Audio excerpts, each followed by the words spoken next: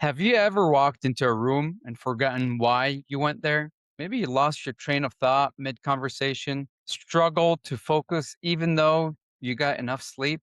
Well, many people blame age. Others may blame stress. But what if neuropathy is playing a bigger role than you realize? Well, today we're going to be diving into a topic that doesn't get talked about nearly enough. And that's the connection between neuropathy, brain fog, inflammation, and cognitive function. Welcome to the Healing Wellness Show, sponsored by Iowa Wellness Center, where we will help you take control of your health naturally and understand what's really happening inside your body. I'm Dr. Kareem, host of the Healing Wellness Show. And each week we answer questions from real people just like you who are searching for answers. Today I'm joined by Mark. Mark has gathered some common questions from the listeners and our patients. So, Mark, thanks for joining us today.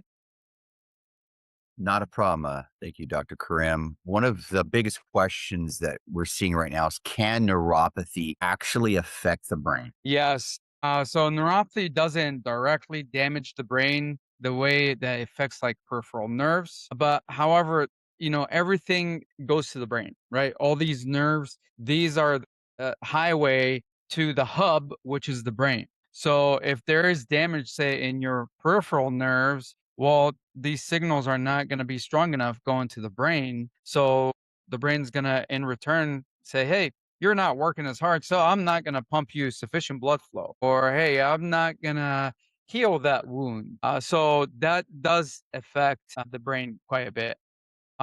Factors that do contribute to neuropathy is chronic inflammation. So if you've got inflammation around that nerve, well, it's not communicating well enough. Or, like I talked about, the poor circulation, blood sugar. That's why you hear diabetic neuropathy all the time. But diabetes is not the only factor to cause neuropathy. So nervous system dysfunction, all these do affect the brain. And that's why we'll get patients that come in all the time and say, hey, I feel foggy. My brain's foggy. I've got memory issues. I have trouble concentrating. So these are all things that we hear all the time. Okay, the question number two would be, why do neuropathy sufferers often experience brain fog? Brain fog is really the result of chronic inflammation. Inflammation is the main source of disease. And inflammation doesn't just stay in one area. I mean, you can have inflammation around your nerves, you can have it in your joints. That's why people start having joint pain. But it's basically when the body is constantly fighting that inflammation. So the energy is then diverted away from that optimal brain performance. And that's where often patients will describe feeling like mentally slow or forgetful or less sharp. And that will be like patients that will say, hey, I walk in the room, I can't remember why I walked there, or forgot where I put my keys, or forgot where I parked my car. So these are all kind of symptoms. The next question would be, why do patients feel mentally exhausted all the time? It's that chronic pain is just exhausting.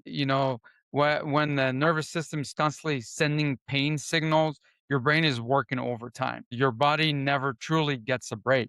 And that's that constant stress that can leave people feeling drained physically and mentally. So I mean, just think of it as it's just overworked all day, and that's why we'll get a lot of people that will say, hey, towards the end of the day, when I sit to try and relax now is when these symptoms get really, really bad for me. And that's because you're not diverting the signals anymore, and the brain can now concentrate to those inflammation area or chronic pain area. Wow. Okay, so in question four, there's a lot of talk about this. How does inflammation affect both nerves and the brain? Well, inflammation, I mean, it impairs circulation. That really it does a lot of damage to circulation, does a lot of damage to nerves, and that's where in return it will start to increase those pain sensors or your sensitivity, and then that's where it's going to start to impact the brain function. So, what we try to do in our clinic is evaluate that inflammation. That's really the gut health. Your gut's your second brain. That's where 80% of inflammation comes from. That's where diseases come from, like diabetes type 2, thyroid problems, heart problems, brain problems, like Alzheimer's, like All that is coming from the gut, and that's inflammation. And then inflammation will set in the joints, so joint pain, and then it'll set around your nerves. That's why you start to get numbness, tingling, burning. It could be cold hands and feet or balance problems. So reducing the inflammation is really one of the most important goals of when helping our patients improve as overall for their health. Can improving nerve health improve more of a mental clarity? Yes, I mean, many patients report improved focus, energy, I mean, mental sharpness as their overall health improves. But not only that, I mean, reporting better circulation. And we actually test for the circulation. And, our testing is we do our testing every 3 months to see what the progress is. And we do see that increase in circulation. You need the circulation because that's where oxygen, nutrients that feed and heal the cells or the nerves, or whether it's muscles or whatever is damaged. So you definitely need that circulation. And then if you're not getting good sleep, then that's also going to affect your body, your brain. So patients do report having better sleep and also reduced inflammation because now their joints feel better. Now they don't have that chronic knee pain or chronic back pain. So it does decrease pain for them as well. So those improvements often create a positive ripple effect throughout the body.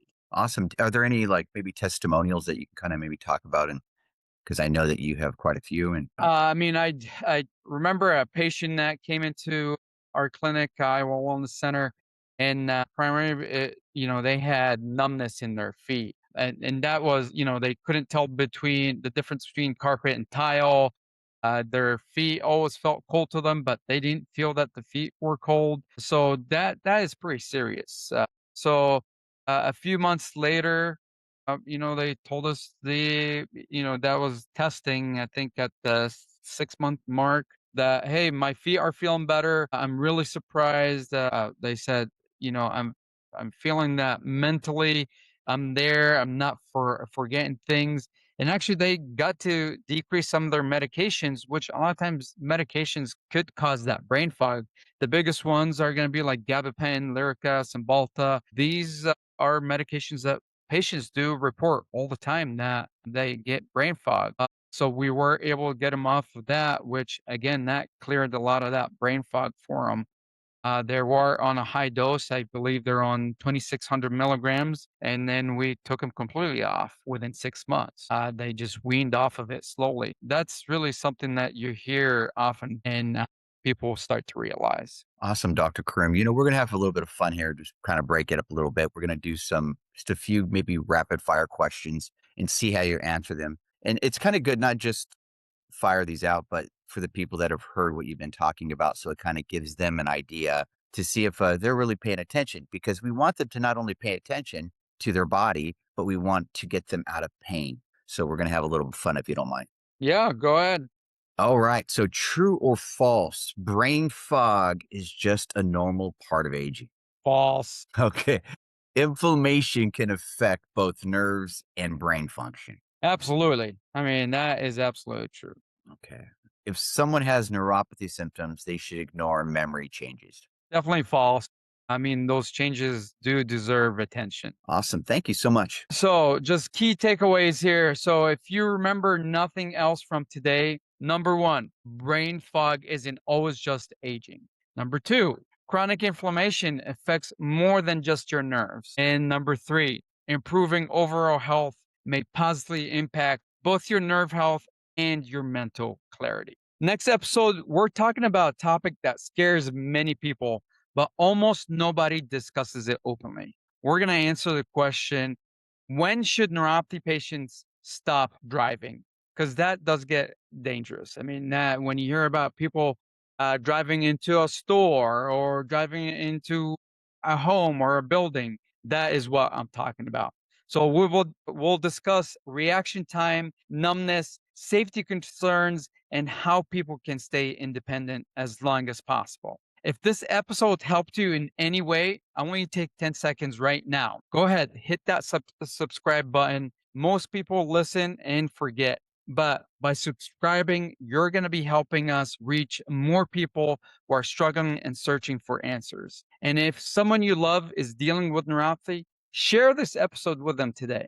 You never know whose life it might change. Thank you for joining us at the on the Healing Wellness Show, sponsored by Iowa Wellness Center. If this episode did help you, please go ahead, subscribe, leave a review, share it with someone who needs to hear it. Every share helps us reach more people who are struggling and looking for answers. Until next time, and remember, your body was designed to heal. Your health is worth fighting for, and healing starts with hope. Have a great day.